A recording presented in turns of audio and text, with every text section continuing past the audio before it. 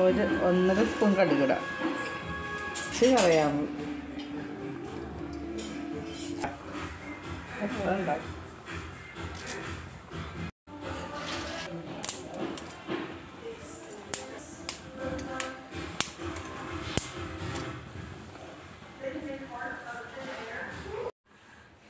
പിന്നെ ഇത്തിരി വിനാഗിരി, ഇത് 10 അല്ലി വെളുത്തുള്ളി, കഷ്ണം ഇഞ്ചി ഇതിനകത്തോട്ടിടും.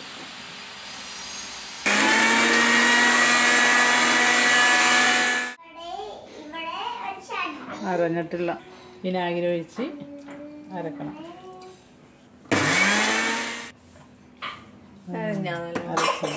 അരഞ്ഞിട്ടുണ്ട്.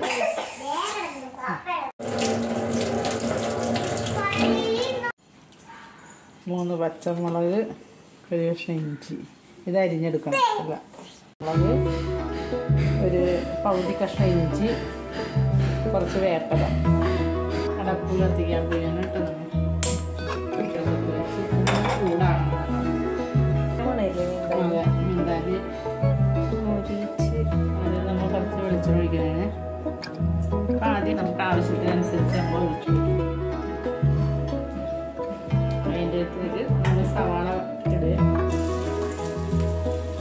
വഴറ്റാനുള്ള സവാള കണ്ടോ.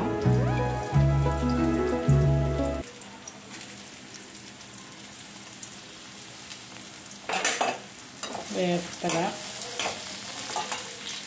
നമ്മൾ വേപ്പല ഇട്ട് കൊടുത്ത് അത് കഴിയുമ്പോൾ ഇഞ്ചി ഇട്ട് കൊടുക്കുക. ഇഞ്ചി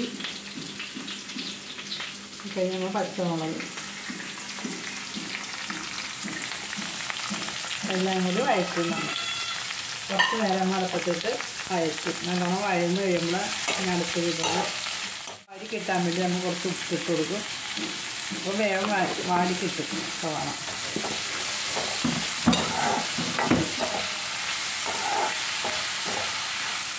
സവാള, പച്ചമുളക്, ഇഞ്ചി, വേപ്പില ഒന്ന് വാടി നമ്മളിത് അരച്ച് വെച്ചേക്കണ പട്ട, കറയാമ്പ്, ഏലക്ക, കടുക്, ഇഞ്ചി ഇതെല്ലാം കൂടി പച്ചക്ക അരച്ച് വെച്ചിട്ടുണ്ടായാലും മിക്സിയിലിട്ട് അതെ അത് നമ്മൾ വഴറ്റാൻ പോയി ഒന്നും കൂടി വഴറ്റാൻ പോയാണ്. അതും കൂടി ഇട്ട് വിനാഗിരി ഒഴിച്ച് അരച്ച് വെച്ചേക്കണമായിരുന്നു. നമ്മളത് വഴറ്റണേന്.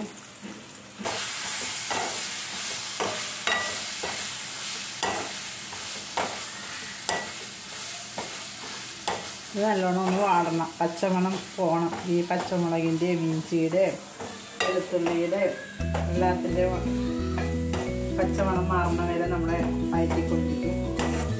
ഇതിൽ വെളിച്ചെണ്ണ ഒഴിച്ച് കൊടുക്കണമെന്ന്.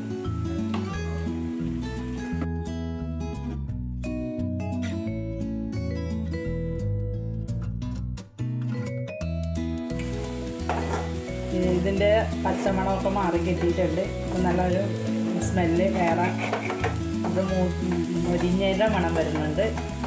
അപ്പം നമുക്ക് ഇത്തിരി കാശ്മീർ ചില്ലി പൗഡർ ഇടാം.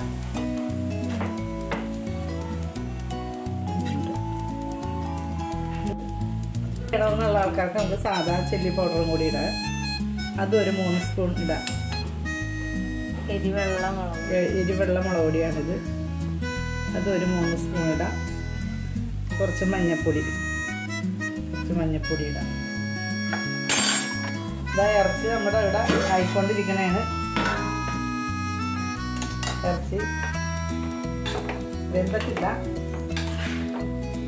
വെള്ളം നമ്മളൊട്ടും വെള്ളം വയ്ക്കാതെയാണ് ഇറച്ചി അടുപ്പത്ത് വെച്ചത്. ഇത്രയും വെള്ളം ഇറച്ചിയിലായി. അത് വേഗം അതൊന്നും കൂടി നമ്മൾ വേകാനുണ്ട്. ഇത്തിരി കൂടി വെളിച്ചെണ്ണയുടെ ആവശ്യമുണ്ട്. നമ്മൾ കുറച്ച് വെളിച്ചെണ്ണയും കൂടി വയ്ക്കണം. എന്നിട്ട് നല്ലോണം മൂക്കണ വരെ ഒന്ന് പച്ചമണം മാറി ഒന്ന് മൂക്കണ വരെ ഒന്ന് നമ്മൾ ഇളക്കി കൊടുക്കണം.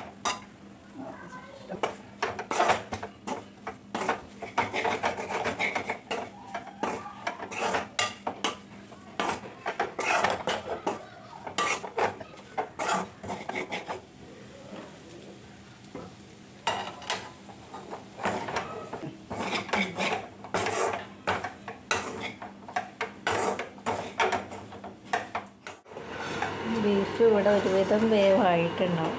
തീ ഇത്തിരി കൂട്ടി വെച്ചിട്ടുണ്ട്. അപ്പോൾ വേഗം പെട്ടെന്ന് ഇനി മൊരിയും.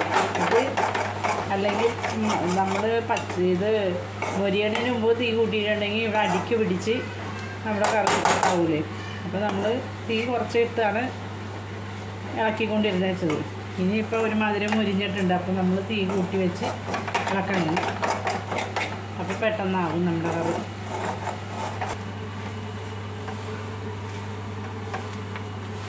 വലിയ മണമൊക്കെ ഇത്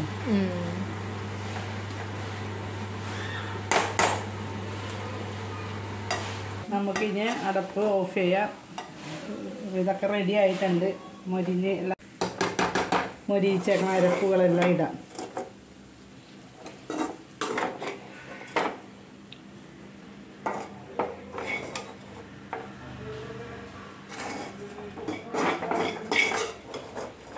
ഇട്ട് നമുക്കൊന്ന് ഇളക്കി കൊടുക്കാം.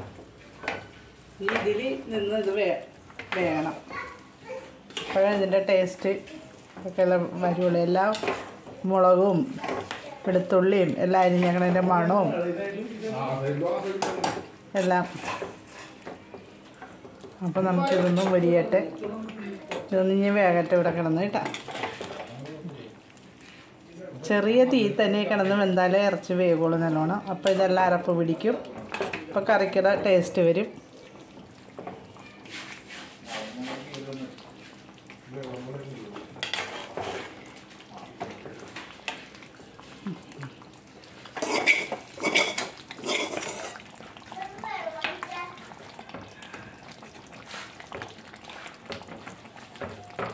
കഴുകി ഇതാക്കിയിട്ട് ഒഴിച്ച് ഇനി നല്ലോണം വേഗട്ടെ. ഇതിൻ്റെ അകത്ത് കിടന്ന് പയ്യെ ചെറിയ തീയിൽ വെന്ത് കഴിയുമ്പോൾ നമുക്ക് നോക്കാം എന്താണെന്ന് നോക്കാം കേട്ടോ. ഇപ്പം നമുക്ക് ചെറിയ തീയിലിരുന്ന് വേഗട്ടെ.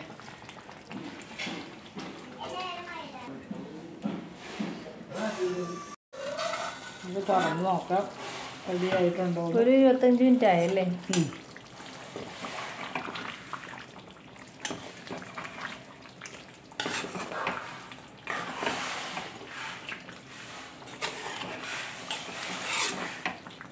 നമുക്ക് കറിയിൽ ഇത്തിരി വിനാഗിരി ഒഴിച്ചെടുക്കാം. വിനാഗിരി പോരാ. നമ്മൾ അരച്ചപ്പോൾ ഇത്തിരി ഇട്ടല്ലേ അരച്ചത്. പക്ഷെ അത് പോരാ. നമുക്ക് ഇത്തിരിയും കൂടി ഒഴിച്ചെടുക്കാം. കുറച്ചുകൂടി ഒരു 1/2 സ്പൂൺ വിനാഗിരിയും കൂടി ചേർത്തെടുക്കാം. അധികം പുളി വേണ്ട. ആവശ്യത്തിന് ചെറിയ പുളി. കറി റെഡി ആയിട്ടില്ല. ഒന്നും കൂടി ഇറച്ചി വേകാനുണ്ട്. അതാ എല്ലാം എണ്ണയൊക്കെ നല്ലോണം തെളിഞ്ഞ് വന്നിട്ടുണ്ട്. നല്ല കറി നല്ല സ്മൂത്തായിട്ട് ഉണ്ട്. പക്ഷേ ഇറച്ചി ഒന്നും കൂടി വേകാനുണ്ട്. ഇച്ചിരി കൂടി മൂത്ത ഇറച്ചി ചെയ്തുകൊണ്ട് ഒന്നും കൂടി വേകാനുണ്ട്.